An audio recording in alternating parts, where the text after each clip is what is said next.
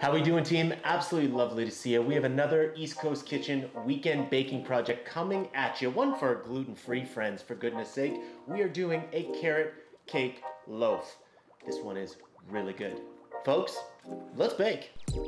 So we're gonna try to keep things relatively healthy this time around. You can check out the blog for all of the list of ingredients, but it's really easy to make. Grab a bowl, add in all the ingredients together, mix it up, and then grease and prepare a loaf pan. Pop the batter in there and then throw it in the oven for about 38 minutes at 350.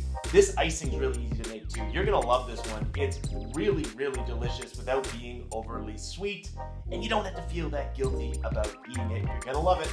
Give it a try.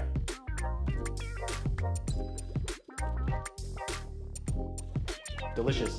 Healthy-ish? Healthy-ish. Make it.